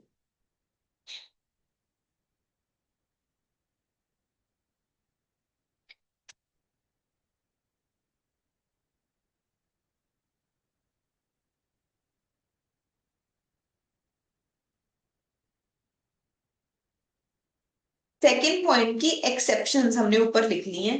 कई बार एलएलपी अनऑथराइज्ड एक्ट के लिए लायबल नहीं होती। जब थर्ड पार्टी को पता हो कि ये काम अनऑथराइज्ड है या थर्ड पार्टी को पता ही ना हो कि ये पर्सन पार्टनर है, उस केस में एलएलपी लायबल नहीं। ठीक है ना? इस सेक्शन में पहला इंपॉर्टेंट वर्ड था रिस्पॉन्सिबल पार्टनर। सबकी लायबिलिटी अनलिमिटेड नहीं है, जिसने गलत काम किया सिर्फ उसकी लायबिलिटी अनलिमिटेड है। इस सेक्शन में सेकेंड इंपॉर्टेंट वर्ड है थर्ड सबसेक्शन में एम्प्लॉय। ये सेक्शन सिर्फ पार्टनर के फ्रॉड के लिए नहीं लगता, अगर आपके एम्प्लॉय ने भी फ्रॉड किया है तब भी एलएलपी एक्ट अप्लाई हो जाता। ठीक है? सेक्शन 31 में भी इंपॉर्टेंट वर्ड है एम्प्लॉय। विसल ब्लोइंग का सेक्शन भी सिर्फ पार्टनर के लिए नहीं लगता, ये तो हमें पता ही है कि पार्टनर्स के लिए सेक्शन लगेगा, एलएलबी एक्ट पार्टनर को गवर्न करने के लिए बना है, बट ये भी एम्प्लॉयज के ऊपर भी लगे। इस टॉपिक को समझते हैं और इसके साथ लिखो फ्रीक्वेंटली आस्क्ड क्वेश्चन। ये डायरेक्ट थ्योरी क्वेश्चन है, आपको वैसे ही पूछ लेंगे what is the concept of whistle blowing. नया कॉन्सेप्ट है, कंपनीज एक्ट 2013 और एनएलपी एक्ट के साथ इंडिया में है। बाद में ना घर जाके आप गूगल करना एक चीज, विकीलीक्स, विकीपीडिया तो सबने सुना होगा ना, तो विकीलीक्स, यूएस आर्मी में एक पर्सन होता था, एंड यूएस आर्मी वाले ना कुछ गलत काम भी करते हैं। सब जगह, सब गवर्नमेंट्स में कुछ ना कुछ गलत काम भी होते हैं जो कि वो पूरी दुनिया से छुपा के रखते हैं, सीक्रेटली करते हैं। जैसे कि टेररिस्ट वगैरह को वो बहुत ज्यादा टॉर्चर करते हैं, जो कि जस्टिस के प्रिंसिपल्स के अगेंस्ट है। तो वो पूरी दुनिया के सामने तो ये दिखाते हैं कि हम ह्यूमन राइट्स में बिलीव करते हैं, पर जो टेररिस्ट हैं वो एक एग्जाम्पल सेट करने के लिए भी हमारी कंट्री में आके तुमने वर्ल्ड ट्रेड सेंटर पे आग लगा दी, उनको बहुत ज्यादा सीवियर पनिशमेंट देते हैं। तो एक पर्सन था वो यूएस आर्मी में, उसकी कॉन्शियस बहुत ज्यादा हर्ट होती थी इस बात से। तो उसने कुछ गवर्नमेंट के पेपर्स लीक किए और उसने एक वेबसाइट बनाई विकीलीक्स, और गवर्नमेंट के सारे पेपर्स उसमें डाल दिए कि जिससे सारी दुनिया को पता चला। जो आप किसने न्यूयॉर्क मूवी देखी हुई है जॉन अब्राहम और कैटरीना की, उसमें ये दिखाया हुआ है कि एक्चुअली टेररिस्ट के साथ बहुत बुरा करते हैं यूएस में, थर्ड डिग्री टॉर्चर, उनकी कुछ ऐसी जेल्स हैं जो कि पूरी दुनिया को पता ही नहीं है, सीक्रेट जेल्स एग्जिस्ट करती हैं और बहुत बुरा टॉर्चर। तो उस पर्सन ने ये सारा कुछ दुनिया को बताया था इस वेबसाइट पे, वो सारे पेपर्स लीक कर दिए थे। उसके बाद उसने एलिमनी ले ली, सॉरी मुझे वर्ड नहीं याद आ रहा है ऐसे लीगली क्या बोलते हैं, उसने यूके की गवर्नमेंट से प्रोटेक्शन ले ली थी। तो आपके पास एक ऐसा ऑप्शन होता है, एग्जैक्ट मैं वर्ड आपको सोच के याद करके बताऊंगी क्या होता है, कि आप किसी और गवर्नमेंट से प्रोटेक्शन ले लेते हो कि मुझे मेरी सरकार से डर रहा है कि वो मुझे अनफेयर पनिशमेंट देगी, तो मैं चाहता हूँ कि आप मुझे प्रोटेक्शन दो, मेरे ऊपर जो लीगल केस है वो आपके अंडर चले, यूएस गवर्नमेंट के अंडर चले। अब जब कोई यूएस आर्मी का ही पर्सन इतना बड़ा काम करेगा कि गवर्नमेंट के पेपर से उसने लीक कर दिए, ऑब्वियसली गवर्नमेंट उसे उसे भी उसी जेल में डाल देगी। तो उसने किया क्या, उसने यूके की गवर्नमेंट से जाके प्रोटेक्शन ले ली। तो यूके में रहता है या यूरोप की किसी कंट्री में रहता है, उसे यूएस लेके ही नहीं जा सकते। जैसे कि विजय माल्या, फॉर एग्जाम्पल सबको पता है विजय माल्या ने फ्रॉड किया है, ठीक है, इंडिया की गवर्नमेंट, इंडिया के बहुत सारे केसेस उसके ऊपर चल रहे हैं, हम फिर भी उसे यूके से ला ही नहीं सकते। आपके दिमाग में कभी डाउट आया कि उन्हें गवर्नमेंट उसे पकड़ती? उसे गवर्नमेंट पकड़ ही नहीं सकती, उसे यूके गवर्नमेंट ने प्रोटेक्शन दी हुई है। तो ऐसे जब गवर्नमेंट कोई प्रोटेक्शन दे देती है तो वो आपकी कंट्री का रेजिडेंट है, आप कहते हो कि तुम हमारी कंट्री में आके दंगे थोड़ी कर सकते हो, अब गवर्नमेंट थोड़ी जाके दंगे कर सकती है और उसे उठा के ले आएगी। ऐसे जो खालिस्तान मूवमेंट करते हैं पंजाब में, उनको, उन बहुत सारे लोगों को कनाडा की गवर्नमेंट ने प्रोटेक्शन दी हुई है, इसलिए कनाडा और मोदी जी की कोई ना कोई लड़ाई चलती रहती है कि तुमने हमारे, हम जिन लोगों को पुनिश करना चाहते हैं तुमने उनको प्रोटेक्शन क्यों दे रखी है। तो ये सारी स्टोरी है। अब इस कॉन्सेप्ट को बोलते हैं विसल ब्लोइंग। ये वर्ड हम लोगों ने क्लास में यूज क्यों किया, विसल ब्लोइंग। जब भी दुनिया में कोई गलत काम होता है तो सबसे पहले उसके एम्प्लॉयज को पता चलता है। जैसे मैं क्लास में एग्जांपल देती हूँ, फाउंडेशन में बच्चों ने सुना हुआ मेरे से एग्जांपल, मान लो किसी हॉस्पिटल में ड्यूरिंग सर्जरी पेशेंट्स की किडनी निकाल के भेज देते, सबसे पहले ये किसको पता चलेगा, उस हॉस्पिटल के एम्प्लॉयज को पता चलेगा। उनकी कॉन्शियस भी हर्ट होगी, वो बताना भी चाहेंगे पर वो इस फ्रॉड के बारे में बताएंगे नहीं, जिसकी वजह से फ्रॉड का लेवल बढ़ता रहेगा, लोगों के साथ बहुत अनफेयर होता रहेगा। तो हम चाहते हैं भी जिसकी कॉन्शियस हर्ट कर रही है वो हमें आके बताए और हम उसे प्रोटेक्शन देने को तैयार है। तो हमने बोला तुम विसल ब्लोअर बनो। विसल ब्लोअर का मतलब कि तुम विसल मार के शोर मचाओ और हमें बताओ कि तुम्हारी एलएलपी में, तुम्हारी कंपनी में ये गलत काम हो रहा है और हम तुम्हें सारी प्रोटेक्शन दें, ठीक है। तो कंपनीज एक्ट में भी ये पता है क्यों बना रूल, कॉर्पोरेट गवर्नेंस लेके आने के लिए। ऐसा बोला जाता है ना कि इंडिया के सिटीजन ही अच्छे बने तभी इंडिया में क्राइम कम होगा, सिर्फ अच्छे रूल्स बनाने से तो कुछ नहीं होगा, हमें अच्छा सिटीजन बनना चाहिए। उसी कॉन्सेप्ट को अप्लाई कर रही है कंपनी में भी और एलएलपी में भी, कि तुम रिस्पॉन्सिबल सिटीजन की तरह काम करो। तुम्हें लगता है कंपनी में एलएलपी में कोई गलत काम हो रहा है तो तुम्हें डरने की जरूरत नहीं, हम तुम्हें प्रोटेक्शन देंगे, तुम हमें आके बताओ। हम सेम सेक्शन कंपनीज एक्ट में भी पढ़ेंगे, अभी एलएलपी में पढ़ते हैं विसल ब्लोइंग। कहते कोर्ट या ट्राइब्यूनल के पास पावर है,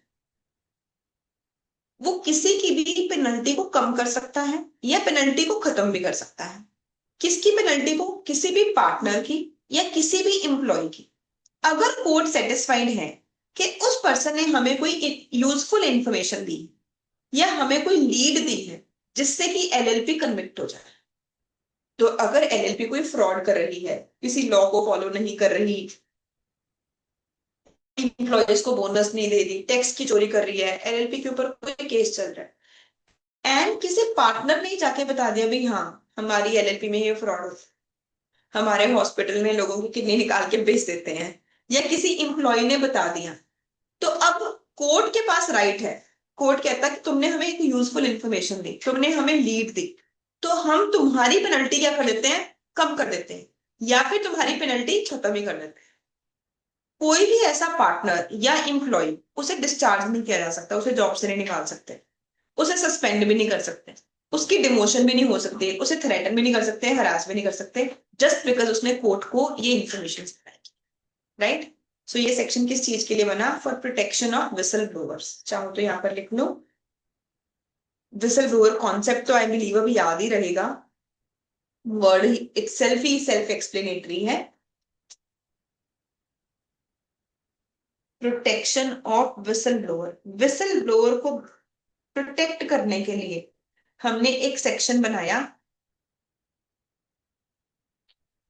सेक्शन नंबर 31। जो विसल ब्लोअर का कॉन्सेप्ट है ये सिर्फ कंपनी एलएलपी पे नहीं, हर टाइप की ऑर्गेनाइजेशन पे एप्लीकेबल। ठीक है? पहला वर्ड हाईलाइट करोगे कोर्ट और ट्राइब्यूनल, दूसरा वर्ड हाईलाइट करोगे पार्टनर और एम्प्लॉय, देन इंफॉर्मेशन, और फिर ये कुछ वर्ड आपने याद। कोर्ट और ट्राइब्यूनल के पास पावर है, किसी की पेनल्टी को कम भी कर सकते हैं, खत्म भी कर सकते हैं, अगर उसने हमें ऐसी कोई इंफॉर्मेशन दी है, ऐसी कोई लीड दी है जिससे कि एलपी को कन्विक्ट किया जा रहा है। जस्ट बिकॉज किसी पर्सन ने कोई इंफॉर्मेशन सप्लाई की है, किसी भी पर्सन को डिस्चार्ज नहीं कर सकते, सस्पेंड नहीं कर सकते, थ्रेटन नहीं कर सकते, हरास नहीं कर सकते। आई होप सबको याद रहेगा। डायरेक्ट थ्योरी क्वेश्चन पूछा जाता है, इसमें फ्रीक्वेंटली पूछा जाता है। क्लियर है भाई? पक्का? Next topic, section number 32, contribution. Okay, let's say मैं कोई बिजनेस शुरू कर रही हूँ, मैंने बिजनेस में कैपिटल इंट्रोड्यूस करनी है। मैं कैपिटल किस किस फॉर्म में इंट्रोड्यूस कर सकती हूँ? कैश में भी कर सकती हूँ और टाइम में भी कर सकती हूँ। मान लो मैंने एक बिल्डिंग ही एज कैपिटल कंट्रीब्यूट कर दी, तो वो जो बिल्डिंग है, लेट्स से मेरे पास कोई बिल्डिंग है सेक्टर 40 में, मैंने वो बिल्डिंग किसी बिजनेस में एज कैपिटल इंट्रोड्यूस कर दी, उसे बुक्स में कैसे रिकॉर्ड किया जाएगा? हम उसकी क्या कैलकुलेट करेंगे? मॉनेटरी वैल्यू, और उसे बुक्स में रिकॉर्ड कर। मान लो फ्यूचर में कभी बिजनेस बंद होगा, तो जब भी एलएलपी के एसेट्स को देखा जाएगा, क्या उसमें ये बिल्डिंग भी कंसिडर की जाएगी? वो बिल्डिंग मेरा पर्सनल एसेट माना जाएगा कि वो एलएलपी का एसेट माना जाएगा? एलएलपी का एसेट। तो अगर किसी पर्सन ने कोई भी कैपिटल कंट्रीब्यूट कर दी, अब वो किसका एसेट बन गया है? एलएलपी का। वो ये नहीं बोल सकता मेरी तो लिमिटेड लायबिलिटी है, ये तो मेरा एसेट है, चाहे उसके नाम पे अभी तक रजिस्ट्री एग्जिस्ट कर रही है। अगर आपने कोई भी चीज एज कैपिटल कंट्रीब्यूट कर दी, कैपिटल कैश में भी कंट्रीब्यूट हो सकती है, काइंड में भी, वो चीज किसका एसेट बन गई है? एलएलपी का। अगर एलएलपी अपने डेट्स रीपे नहीं कर पा रही है, तो वो एसेट एलएलपी का एसेट है, उस एसेट को यूज करके एलएलपी के डेट्स पे किए जाएंगे। उसके बाद भी अगर पैसे कम पड़ रहे हैं, फिर मेंबर की लायबिलिटी क्या हो जाएगी? लिमिटेड। फिर मेंबर पर्सनली लायबल नहीं है। आसान है ना? सब बिल्कुल सिंपल सी चीज ही है। ओके, पहले रीड करते हैं, फिर एक और पॉइंट बताती हूँ। सेक्शन 32, तुम कैपिटल कैसे कंट्रीब्यूट कर सकते हो, किस फॉर्म में कंट्रीब्यूट कर सकते हो? कहते हैं कोई भी पार्टनर कंट्रीब्यूट कर सकता है, टेंजिबल एसेट भी कंट्रीब्यूट कर सकता है, इनटेंजिबल एसेट भी कर सकता है, या किसी भी तरह का बेनिफिट, पैसे भी दे सकता है, प्रॉमिसरी नोट भी दे सकता है, या अग्रीमेंट कर सकता है कि मैं कैश दूंगा या कोई भी प्रॉपर्टी दूंगा। अगर वो कोई चीज काइंड में दे रहा है, हम उसकी मॉनेटरी वैल्यू कैलकुलेट करेंगे और उसी फॉर्म में उसे अकाउंट्स में डिस्क्लोज करेंगे। अब लेट्स से एक्स और वाई दोनों ने प्रॉमिस किया कि हम 10-10 लाख रुपीज कंट्रीब्यूट करेंगे। जो एलएलपी का अग्रीमेंट है उसमें लिखा हुआ है कि एक्स ने भी 10 लाख रुपए देने हैं और वाई ने भी 10 लाख रुपए देने हैं। दोनों ने अभी तक 5-5 लाख रुपए दिए। बाकी पैसे इन्होंने प्रॉमिस कर रखा है देने हैं, पर अभी तक कितने पैसे दिए हैं? 5 लाख ईच। एलएलपी को लॉस हो गया, एलएलपी का बिजनेस बंद हो रहा है, क्रेडिटर पैसे मांगने आए। तो क्रेडिटर जब पैसे मांगने गए, पार्टनर्स कहते हैं हम तो पैसे नहीं देंगे, हमारी लाइबिलिटी तो लिमिटेड लाइबिलिटी है। पर क्रेडिटर्स कह रहे हैं कि ठीक है तुम पैसे मत दो, पर जितनी कैपिटल तुम लोगों ने प्रॉमिस की हुई थी इतनी अमाउंट तो तुम्हें देनी पड़ेगी। तो अगर उन्होंने प्रॉमिस किया था कि हम 10 लाख देंगे, पर अभी तक सिर्फ 5 लाख रुपीज दिए हैं, क्या उनसे एडिशनल 5 लाख रिकवर किए जा सकते हैं? तो जैसे हम कंपनी में पढ़ते हैं कि शेयर होल्डर्स की लाइबिलिटी अनलिमिटेड है, पर लिमिटेड में हम आगे ये पढ़ते हैं limited up to the amount of unpaid share capital. बिल्कुल वही चीज है कि अनपेड शेयर कैपिटल के लिए तो तुम लाइबल ही हो। तो तुमने जो प्रॉमिस किया था कि मैं इतनी कैपिटल कंट्रीब्यूट करूंगा, जब तक वो पैसे नहीं दिए उसके लिए तो तुम लाइबल ही हो। उसके बाद तुम्हारी लाइबिलिटी क्या है? लिमिटेड लाइबिलिटी है। एक बार रीड करो सेक्शन 32।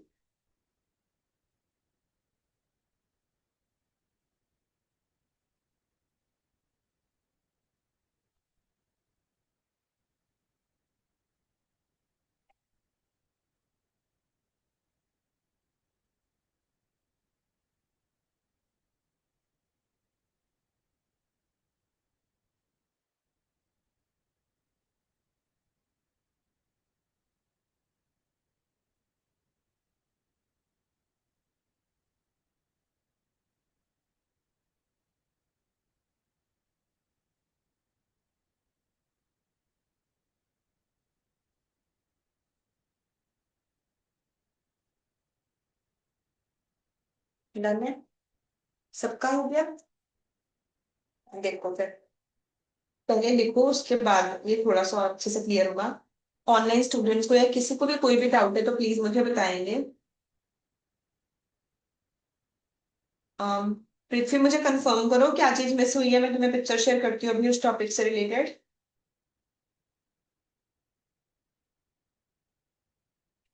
Capital contribution.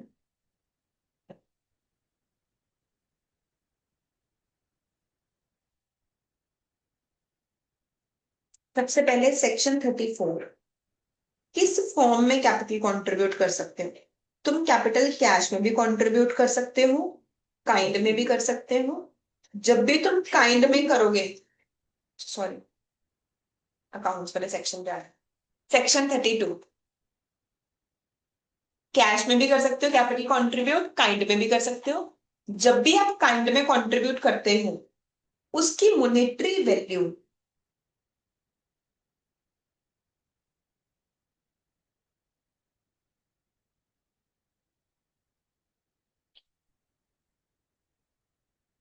हम कैलकुलेट करेंगे एंड डिस्क्लोज करेंगे।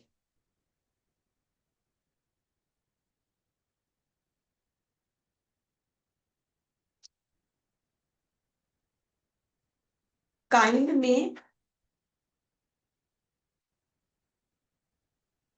अग्रीमेंट टू कंट्रीब्यूट कैश भी कवर होता है। मैंने बोला कि मैं इतने पैसे दूंगी, मैंने प्रोमिसरी नोट दे दिया कि मैं इतने पैसे 3 महीने बाद दूंगी, ये भी चीज काइंड में अलाउड है। काइंड में एसेट्स तो आते ही हैं, क्या काइंड में बिल्स, प्रोमिसरी नोट्स, ये भी चीजें आती हैं।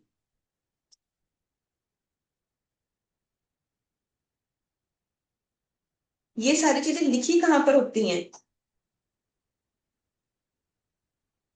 LLP agreement. तो इनकॉर्पोरेशन डॉक्यूमेंट में कैपिटल आती नहीं है। अगर मैं आपसे पूछूं कंपनी के केस में कैपिटल कहां पर आती है? एमओए में आती है। कंपनी में तो हम एमओए में ही बता देते हैं कि कौन सा शेयर होल्डर कितने कितने शेयर खरीद रहा है, और जो जितने शेयर खरीद रहा है उतने पैसे तो उसे देने ही पड़ेंगे। पर एलएलपी में जब एलएलपी बनती है, इनकॉर्पोरेशन डॉक्यूमेंट में इसका कोई रेफरेंस नहीं आया था। इनकॉर्पोरेशन डॉक्यूमेंट में तो सिर्फ 3 चीजें आई थी, name, registered office and objective, याद है? और पार्टनर्स और डेजिग्नेटेड पार्टनर का नेम और एड्रेस। कैपिटल का रेफरेंस पहली बार कहां पर आता है? एलएलपी अग्रीमेंट में आता है। और हमने पढ़ा था कि एलएलपी अग्रीमेंट क्या होता है? एलएलपी अग्रीमेंट एक कॉन्ट्रैक्ट है अमंग पार्टनर्स एंड एलएलपी। तो क्योंकि एलएलपी अग्रीमेंट एक कॉन्ट्रैक्ट है जो कि हमें राइट्स एंड ड्यूटीज बताता है पार्टनर्स के, इस कॉन्ट्रैक्ट को एनफोर्स करवाया जा सकता है। मतलब के partners are under obligation to contribute the amount mentioned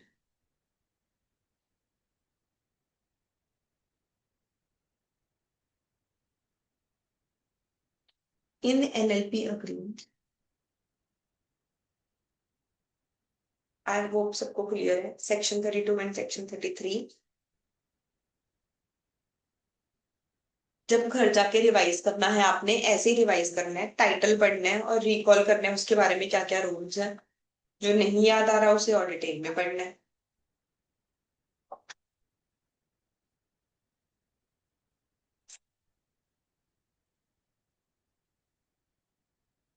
आसान टॉपिक एक बार फिर से बस रीड करेंगे.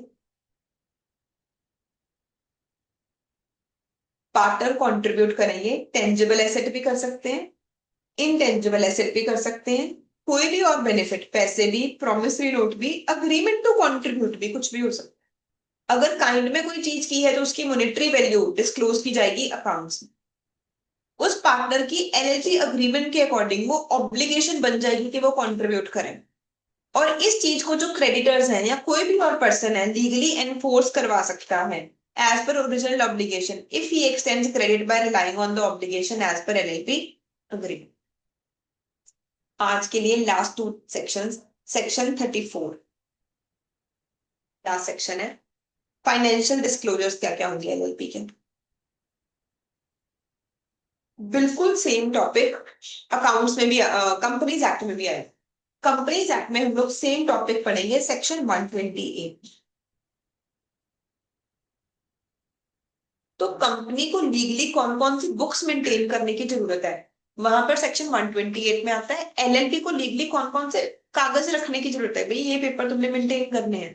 मान लो कोई हमने एलएलपी को जाके पूछे कि मुझे चेक कराओ तुम्हारा पीएनएल, वो बोले मेरे पास तो है ही नहीं, मैंने तो बनाया ही नहीं. तो हमें पहले उसकी ड्यूटी लगानी पड़ेगी ना कि तुमने अपने डॉक्यूमेंट्स बनाने हैं. तो हम उसकी ड्यूटी लगा रहे हैं कि तुमने कौन कौन से डॉक्यूमेंट बनाने हैं. तो सेक्शन 34 कहता हर एलएलपी बुक्स ऑफ अकाउंट्स बनाए. कैश बेसिस पे भी बना सकती है, एक्रूअल बेसिस पे भी. पहला इंपॉर्टेंट पॉइंट, हमें ऑब्वियसली कॉमन सेंस में क्या लगेगा कि सिर्फ किस बेसिस पे अलाउड है, एक्रूअल बेसिस पर. एलएलपी को अलाउड है कैश बेसिस, ठीक है, कंपनी को नहीं अलाउड, इसलिए ये और ज्यादा स्पेशल हो गया. अब मैंने 3 रूल ऐसे हैं जो कि कंपनी एक्ट के भी साथ साथ ही करा दी. एलएलपी में नाम कितनी देर तक के लिए बुक होता है, 3 months. 3 मंथ. पर कंपनी में नाम कितनी देर तक के लिए बुक होता है, 20 डेज या एक्सटेंड हो सकता है 60 डेज. एलएलपी में फाइनेंशियल ईयर की कट ऑफ डेट क्या है, सितंबर. कंपनी के केस में कट ऑफ डेट क्या है, 31 दिसंबर. Very good. थर्ड रूल ऐसे ही बुक्स ऑफ अकाउंट्स. कंपनी में बुक्स ऑफ अकाउंट्स सिर्फ किस तरीके से बना सकते हो, एक्रूअल बेसिस पे. एलएलपी में कैसे बना सकते हो, कैश बेसिस पे भी और एक्रूअल बेसिस. इनकम टैक्स में भी सेम रूल है. जो बच्चे इनकम टैक्स पढ़ चुके हैं वो अभी समझ रहे हैं, बाकी इनकम टैक्स पढ़ते हुए दोबारा रिवाइज करेंगे कि इनकम टैक्स में भी तुम बुक्स कैश बेसिस पे भी बना सकते हो, एक्रूअल बेसिस पे भी बना सकते हो. डबल एंट्री सिस्टम फॉलो करना है. मान लो कोई पर्सन ने कोई फ्रॉड किया, आरओसी वाले उसके ऑफिस में रेड डालने गए, उन्होंने पूछा कि हमें अपनी बुक्स दिखाओ. कहता मेरे पास तो है ही नहीं, मेरे घर पे पड़ी है. तो इतनी देर वाला है तो वो घर पे फोन करेगा और बुक्स वहां से कहाँ की कहाँ चले जाएंगे. ऐसा हो सकता है रियल लाइफ में, क्या नहीं हो सकता, हो सकता है ना. तो मुझे ड्यूटी बनानी पड़ेगी बुक्स कहाँ रखनी है. एक्चुअली ये भी क्वेश्चन है कि बुक्स कहाँ रखनी है. तो बुक्स सिर्फ और सिर्फ कहाँ रखनी है अलाउड है. तुम ये नहीं बोल सकते बुक्स मेरे घर पे पड़ी है. बुक्स भी हमेशा कहाँ पे रखनी है, आपने रजिस्टर्ड ऑफिस. तो छोटी सी 2 लाइनों में 3 क्वेश्चंस, ठीक है. बुक्स कैसे बनाएंगे, कैश बेसिस पे भी बना सकते हैं, एक्रूअल बेसिस पे भी. डबल एंट्री सिस्टम फॉलो करना जरूरी है और मेंटेन कहाँ पे करेंगे, रजिस्टर्ड ऑफिस. अच्छा मान लो किसी एलएलपी ने फ्रॉड किया, क्या साथ के साथ ही पकड़ा जाएगा या कुछ सालों के बाद पकड़ा जाएगा, कुछ टाइम के बाद. मतलब मान लो किसी ने 2021-22 में फ्रॉड किया था, वो उसकी रिटर्न भरेगा 2022-23 में. शायद वो लेट रिटर्न फाइल करे, शायद वो 23-24 में करे. अब गवर्नमेंट के ऑफिसर्स फ्री थोड़ी बैठे हैं कि इसने डॉक्यूमेंट भरा हम साथ के साथ चेक करें और फ्रॉड पकड़ लें. शायद इसकी चेकिंग हुई 26-23 में. तो जब ये इसके पास रेड करने गए इसने उससे डॉक्यूमेंट मांगे, क्या तो मेरे पास इतने पुराने डॉक्यूमेंट थोड़ी हैं, मैंने तो मेंटेन ही नहीं किए हुए। तो हमें साथ में ये भी रूल बनाना पड़ेगा, तुम्हें बुक्स कितनी देर तक के लिए मेंटेन करनी है। तो उन्होंने बोला प्रिस्क्राइब्ड पीरियड ऑफ टाइम। आज की डेट में प्रिस्क्राइब्ड पीरियड ऑफ टाइम है 8 years। कंपनी के केस में भी 8 years और एलएलपी के केस में भी 8 years। 4 इंपॉर्टेंट क्वेश्चन आए हैं यहाँ पर। बुक्स कैसे बनानी है, कैश बेसिस पे या एक्रूअल बेसिस? क्या सिंगल एंट्री सिस्टम फॉलो करना अलाउड है? नहीं। सिर्फ कैसे बना सकते हो? Double entry. कहाँ पे रखनी है? Registered office. कितनी देर तक के लिए आपने अपनी बुक्स संभाल के रखनी है? 8 years तक के लिए प्रिस्क्राइब्ड पीरियड है और वो है 8 years। एक तो बुक्स ऑफ अकाउंट्स बनानी है, उसके बाद आपने एक स्टेटमेंट बनानी है अकाउंटेंट सॉल्वेंसी। ये जो स्टेटमेंट है हर एलएलपी प्रिपेयर करेगी और इसे सारे डेजिग्नेटेड पार्टनर्स साइन करेंगे। ऑल वर्ड को हाईलाइट करोगे। सारे डेजिग्नेटेड पार्टनर्स के इसके ऊपर सिग्नेचर होंगे और हम इसे आरओसी को फाइल करेंगे। कितनी देर के अंदर अंदर करेंगे? 6 months from end of financial year. हर जहां पे भी आप लोग ना रूल पढ़ोगे कि इनकम टैक्स की रिटर्न भरनी है, टीडीएस की रिटर्न भरनी है, तो साथ में आपको ये भी रूल में याद करना होगा कितनी देर के अंदर अंदर भरनी है, नहीं तो कोई भी टाइम पे गवर्नमेंट को टैक्स देगा ही नहीं। तो जब भी कोई रूल बनाया जाता है उसके साथ ये बताया जाता है कितनी देर के अंदर अंदर आपने ये फॉर्म फाइल करना ही करना। जैसे आईटीआर फाइल करने की डेट क्या होती है? 31 जुलाई। सबको पता होगा, ये भी नहीं नहीं पता तो चलो अभी याद रखना है। Income tax CA notice, CA busy नहीं रहते जुलाई में बहुत ज्यादा। 31 जुलाई लास्ट डेट होती है आईटीआर फाइल करने की। वैसे ही जब भी फाइनेंशियल ईयर खत्म हुआ उसके 6 महीने के अंदर अंदर कंपनीज एक्ट के रूल्स आपने फॉलो किए कि नहीं किए, एलएलपी एक्ट के रूल फॉलो किए कि नहीं किए, आप उसका फॉर्म फाइल करते हो। तो एलएलपी एक्ट में वो फॉर्म का नेम क्या है? Statement of accountant solvency. कितनी देर के अंदर अंदर फाइल करना है? 6 months from end of financial year. जो एलएलपी के अकाउंट्स हैं इसका ऑडिट करवाया जाएगा। अगर सेंट्रल गवर्नमेंट बोलेगी तो आपके का ऑडिट नहीं, पेनल्टीज हमें याद नहीं करनी। जो जो पेनल्टीज हमारी क्वेश्चन बुक में आएंगी या अमेंडमेंट्स में आएंगी, किसी पेनल्टी में कोई चेंज आएगा, सिर्फ वही याद करें। ठीक है, क्लियर है भाई सबको? Will wind up the session here. Please Monday तक सब कुछ रिवाइज करके आना। आई बिलीव ट्यूजडे हमारा ये टॉपिक कंप्लीट हो जाए।